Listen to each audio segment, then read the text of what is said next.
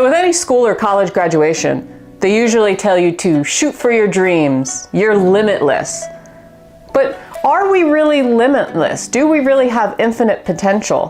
What if our dream is to be an influencer or a Reiki practitioner or a garbage man? Does this fit into society's norms of what potential is, or are we truly limited? So is this thing, infinite potential we always talk about, really possible when we have a brain that thinks in finite terms? So that's what we're going to talk about, and a couple traps that keep us from reaching this state of infinite potential. Sit tight.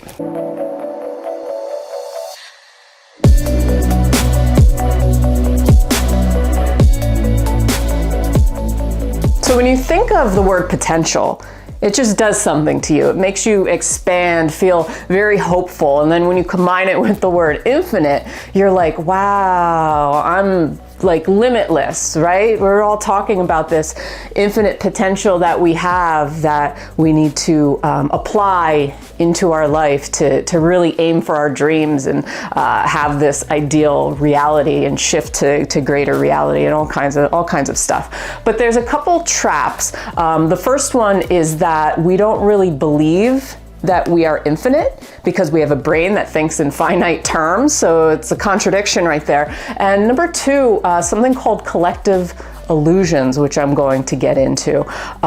So, you know, when it comes to our belief, so our belief structure pretty much creates our reality, what we see around us. So if our belief structure is not on the same page, or if we don't have the capacity to even think in those terms, then is it possible? Why do we still talk about it or try to meet it, right? So, you know, is infinite potential a real thing? In quantum physics, yes. In our brain, that's questionable because we have limitations inside our heads. And that's where something like spirituality comes in, going beyond just the body. But most people on an everyday basis, I would say, are not thinking in terms that they're completely infinite, right? We have limitations, we have expectations and things that even though we claim we're shooting for our dreams, there's still limitations beyond that. Like I can't just think or believe that I'm going to transform into a chicken and I'll transform into a chicken or bird and fly away, right? But we go into the notion of, okay, well, what if my brain is hallucinating and I truly believe what I'm seeing is myself transforming into a chicken? Then if what I'm seeing, my perception is my reality, then could that be real? Like, what is real, right? Why do we consider people with schizophrenia crazy? Because maybe they're not fitting the expectations of normalcy, and there's something called collective illusioning, right? And there's something off in the brain that's not normal, but it makes you question stuff, and it's like, why do we keep talking about it and questioning stuff if we can't really comprehend it? Because we're curious by nature. I'm curious. You're curious. If you're watching this video, we want to know all the answers, right? But you know, in one of the ancient texts, the Kabbalion, which is from ancient Egypt and Greece, it talks about, and this is ancient Hermetic philosophies, old philosophies passed down through generations, like really old ancient stuff. And they were really trying to figure this out all along, and we're still trying to figure out this unknown, right? What's beyond us. And they talk about the all, which is kind of, I would say, the infinite universe, infinite potential.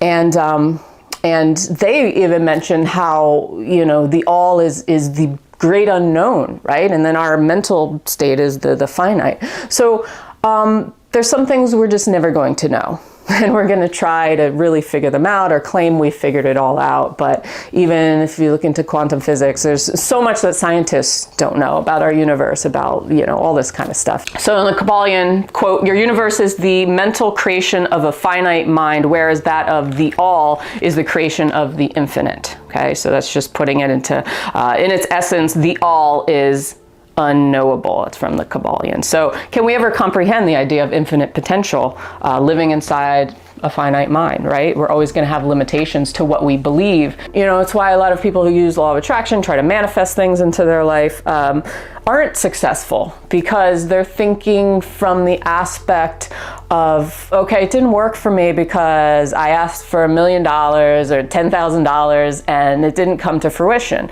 Well, for you and your belief structure, if you're sitting here and you know, your $1 million is up here because you don't truly believe that you can attain it. If you truly believe you can attain it, that's one thing, because then it's more on an even playing field.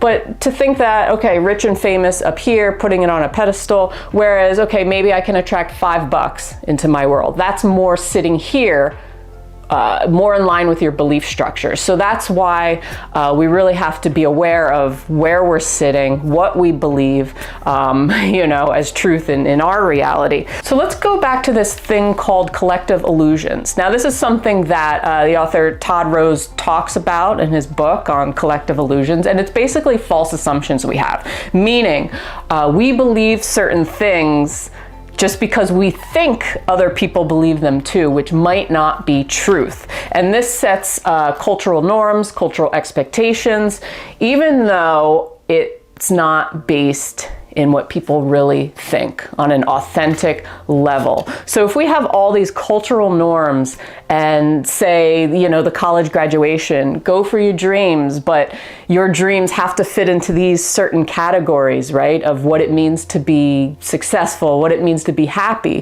Whereas for a lot of people, and what the author mentions, for a lot of people, it's not the money, it's not the success, it's more having purpose and meaning. But people don't admit it because they think that other people think that it's based on wealth and success and power and all these things. So reality becomes skewed. And that's why it becomes difficult for us to reach this thing called infinite potential, because we're always going to have structures in place trying to limit us.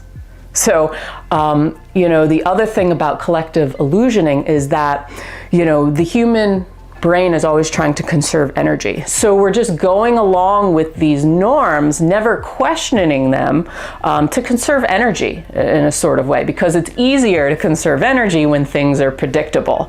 So when it comes to you breaking out of this cycle, it's awareness, number one, right? It's awareness of, that you have this brain that thinks in terms of limitations. The other thing I wanted to talk about is the law of balance, or the law of polarity, which is basically opposites.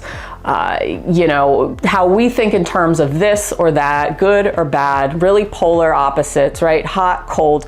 But it's not that it's this or that. There is no this or that. It's different degrees of the same thing. So everything is relative. So for example, I'm going to be tall to a child, right? And I'm going to be considered short compared to Shaquille O'Neal or somebody, right?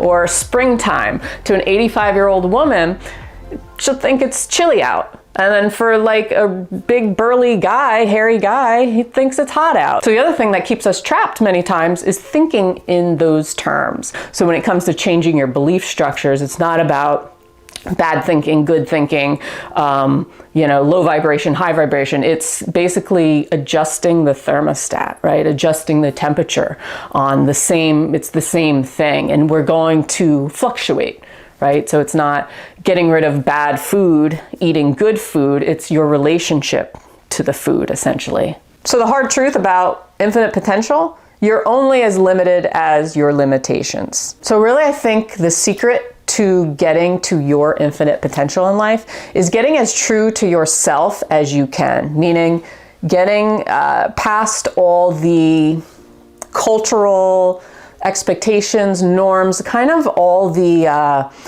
dirt on the windshield, the fog on the windshield, trying to get a clear picture of who you are and what you actually want in life, because things can get blurry and we can get desensitized by stuff, as we know, and start to think that this is what we want or who we are, when it's really something that was passed down through generations, right? So we have to kind of separate those two things, which can be hard because it can be mucky. It requires looking into our belief structures, belief systems, you know, and matching that up to how we're feeling inside our bodies, right? Whether it expands us, whether it constricts us, and just the idea of things we've been taught along the way. The idea of like shooting for your dreams, yet we're going to limit you to these little categories in life, right? Those other things are not, they're not normal, right? So it can mean a lot of times, you know, getting to your true authentic self, really being who you are, is can leave you sometimes outcasted by society, or feeling like you're just a weirdo. People don't get you, right? People don't get you, or a lot of people don't want to talk about the universe, reality, infinite potential. You know, they do at college graduation because everybody's revved up. Oh yeah, I'm done studying. This is exciting, right? This is inspiring. But then once that wears off, then where do you find yourself? Then you're like, oh crap, now what?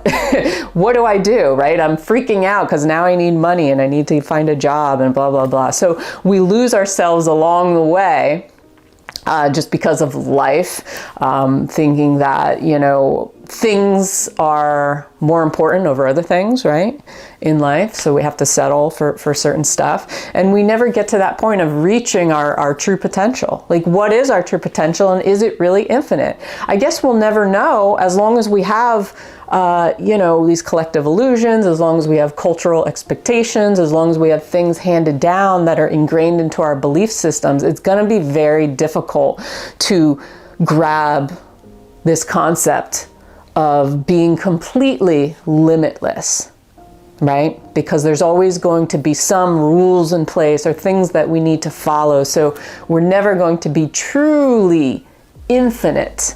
And as long as our brains are sitting on our shoulders, in our heads, I don't know if we can truly grasp that, but we can try. We can try to expand our awareness. That's the important part. It's not about knowing everything. It's not about getting it 1000%. It's about just shifting and widening our perspective on life and possibility, and accepting that we don't have all the answers, that we probably will not have all the answers in our lifetime, and being okay with that. Okay, and not fighting with it, and not really trying to like understand, because we're going to give ourselves a headache doing that. So anyway, I hope you enjoy this video. Let me know in the comments below what you think. If you have any other video ideas, hit me up. That like button, subscribe, put out new videos every single week for you on all kinds of cool topics. Until next time, have a great day. Peace.